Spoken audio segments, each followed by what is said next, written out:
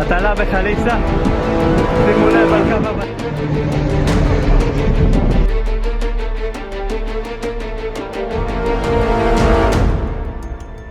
Ayatollah Khamenei बोल रहे हैं कि अमेरिका कुछ उखाड़ नहीं पाया और ट्रंप बहुत बड़े बतौले हैं और इसराइल में आग से हाहाकार मचा हुआ है, अफरा तफरी है।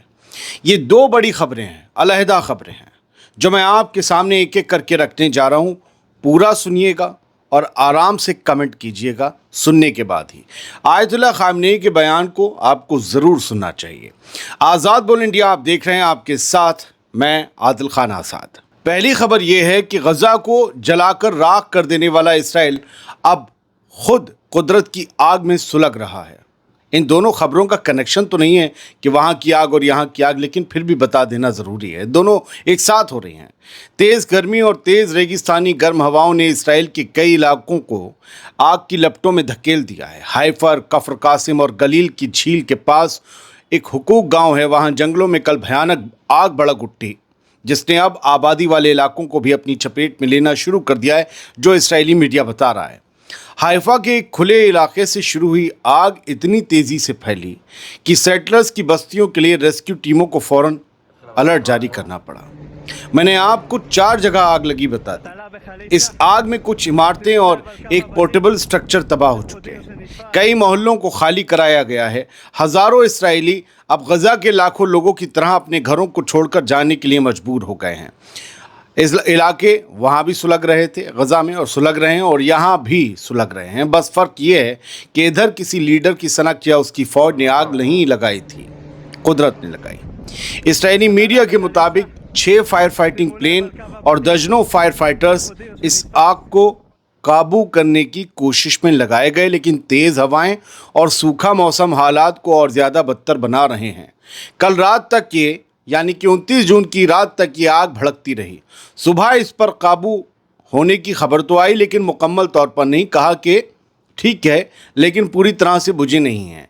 इधर इसराइल की फायर अथॉरिटी ने पूरे मुल्क में हाई रिस्क अलर्ट जारी कर दिया है, पूरे मुल्क में, और लोगों को वार्निंग दी है कि हीट वेव के दौरान एक छोटी सी चिंगारी भी शहरों को जला सकती है। जो इसराइल पिछले 2 साल से गज़ा को खाक कर रहा है, आज वही खुद धुएं में डूब गया है। आपने तस्वीरें देखी, ये इसराइल के वो इलाके जहां आग लगी हुई थी, वहां प्लेन से पानी गिराकर आग बुझाने की कोशिश है। और ये ताज़ा तस्वीरें हैं, 2 हेडलाइंस भी ताज़ा हैं। ये खबर कोई मैं यहीं रोक रहा हूँ क्योंकि इसराइल की मीडिया ने अब इस खबर पर अपडेट देना बंद कर दी है कि आग पूरी तौर पर बुझ गई या अब भी लगी हुई है। सोचिए क्यों इस खबर को भी छुपाया जा रहा है। खैर, बढ़ते हैं आगे। खामनेई साहब का जो बयान आया है उसका जिक्र करें, उससे पहले एक तस्वीर मैं रात आपको गज़ा की दिखा देना चाहता हूँ। गज़ा रोज़ कैसे सुलगता है, ये जानने के लिए 29-30 जून की रात की ये तस्वीर देखिए, और सिर्फ आपको इसमें रोशनी दिख रही होगी, कहीं दूर धमाके हो रहे हैं बमों से। इसराइली जंगी जहाज़ों ने गज़ा सिटी के याफा स्कूल पर हमला किया, जहां बेघर फ़लस्तीनी पनाह ले रहे थे। मेरी मालूमात के मुताबिक 4 स्कूलों पर रात हमला किया गया जहां रिफ्यूजीज़ ठहरे हुए थे, मतलब अपने ही मुल्क में जो रिफ्यूजी हो गए अपनी ज़मीन पर। हमले के वक्त स्कूल में बड़ी तादाद में औरतें, बच्चे और बुज़ुर्ग मौजूद थे, जो पहले ही जंग की वजह से अपने घरों से उजड़ चुके थे, और अब क्या नुकसान हुआ है उनका इसकी तस्दीक नहीं हो पाई। लेकिन चश्मदीदों का ये कहना है कि मलबे के नीचे बहुत से लोग दबे हुए हैं, सांस ले रहे हैं या नहीं पता नहीं है। अपने ही मुल्क में रिफ्यूजी हो जाना कोई फ़लस्तीनियों की कहानी को पढ़ कर जाने। अब आते हैं आयतुल्ला खामनेई साहब के उस बयान पर, जिसे आप सुनेंगे तो आप भी यही कहेंगे कि अमेरिका ईरान का कुछ उखाड़ नहीं पाया। मैंने बहुत सोच समझ कर लिखा, ना उसका वक़ार उखाड़ पाया और ना उसका न्यूक्लियर प्लांट उखाड़ पाया। ईरान के रहबर ने डोनाल्ड ट्रंप पर ज़ुबानी वार करते हुए कहा कि अमेरिका ने कुछ ख़ास नहीं किया, सिर्फ बढ़ा चढ़ा के बयान दिए। ये बोला है, अब मैं उनके लफ्ज़ बोल रहा हूँ।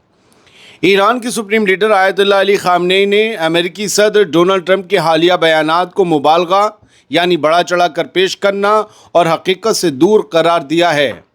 उन्होंने कहा कि ईरानी न्यूक्लियर साइट्स पर अमेरिका के हमले का कोई बड़ा असर नहीं हुआ, ना वो बड़ा असर छोड़ पाए, और ट्रंप ने सिर्फ अपनी ज़रूरत के लिए कामयाबी का ढोल पीटा, खामनेई साहब कहते हैं। खामनेई ने अपने बयान में कहा کہ امریکی صدر نے معاملات کو اس طرح بڑا چڑھا کر پیش کیا کہ جیسے کوئی بڑا کارنامہ انجام دے دیا ہو، لیکن سننے والے سمجھ گئے کہ اس بیان کے نیچے کوئی اور حقیقت چھپی ہوئی ہے۔ وہ کچھ نہیں کر پائے اور اسی ناکامی کو چھپانے کے لیے مبالغہ کیا، یعنی کہ ایران کے نقصان کو بڑھا چڑھا کر پیش کیا۔ لائے تھے گھاگرا، بولے لے لو پورا آگرہ، ایسے کر کے۔ اس سے پہلے امریکی صدر ڈونلڈ ٹرمپ نے کل فاکس نیوز کو دیے انٹرویو میں کہا تھا، ہم نے حملہ کیا، ان کا نیوکلیئر پروگرام تباہ کر دیا، اور پھر انہوں نے تھوڑا رک کر سانس لے کر ٹرمپ نے کہا کہ وہ بہت زبردست 12 دن تھے، واقعی میں بہت انٹینس۔ تو جو آپ نے سنا وہ خامنئی صاحب کا بیان تھا، اس میں ٹرمپ نے جو کہا تو اسے جوڑ دیا میں نے۔ آگے آپ کو بتا دیتا ہوں کہ ٹرمپ نے اور کیا کیا کہا۔ ڈونلڈ ٹرمپ نے دعویٰ کیا ہے کہ ایران کا نیوکلیئر پروگرام تباہ کر دیا۔ فوردو میں بم ایسے گھسا، فوردو نیوکلیئر سائٹ میں، جیسے مکھن میں چھری اندر گھستی ہو، گرم چھری۔ اب صرف وہاں پر پتھر ملبہ بچا، کچھ نہیں بچا۔ ہم نے کل رات ہی آپ کو بتایا تھا نا کہ امریکہ کے صدر ڈونلڈ ٹرمپ نے فاکس نیوز کو دیے ایک انٹرویو میں یہ دعویٰ کیا کہ ایران کا نیوکلیئر پروگرام اب تک کے سب سے زبردست حملے میں پوری طرح تباہ کر دیا گیا ہے۔ ٹرمپ نے کہا یہ حملہ ایران کی نیوکلیئر ایمبیشنز کا خاتمہ تھا، یعنی جو بھی نیوکلیئر خواہشات تھیں، جو بھی پلاننگز تھیں ایران کی، ان پلاننگز کا خاتمہ تھا ہمارا یہ حملہ، اور کم سے کم کچھ وقت کے لیے تو یہ خاتمہ ممکن ہو سکا ہے، بھلے بعد میں کچھ ایران کر لیں۔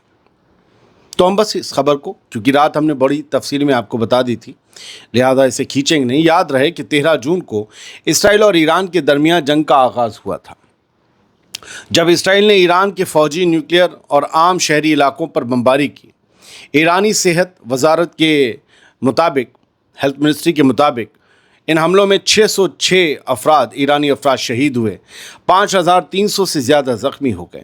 جوابی کارروائی میں ایران نے اسرائیل پر میزائل اور ڈرون حملے کیے، بڑی تباہی مچائی، اور اس تباہی کے ساتھ کم از کم 29 اسرائیلی مارے گئے، 3400 سے زیادہ زخمی ہوئے۔ بہت سے لوگ ان تعداد کو کمپیئر کر سکتے ہیں، لیکن بات یہ ہے کہ جواب اسرائیل کو ملا۔ یہ تعداد یروشلم یونیورسٹی نے جاری کی تھی۔ 24 جون کو امریکہ کے دخل کے بعد دونوں ممالک میں جنگ بندی ہو گئی، مگر الزام اور جوابی بیان بازی اب بھی جاری، اور مانا جا رہا ہے کہ عنقریب کوئی ٹینشن ہو سکتی ہے، کیونکہ کل ہی ایران کی طرف سے بیان آیا کہ اسرائیل پر کوئی اعتبار نہیں کہ وہ جنگ بندی معاہدے کو نبھائے گا۔ فی الحال غزہ کا حال کیا ہے وہ جان لیجئے اس گرافک پلیٹ سے۔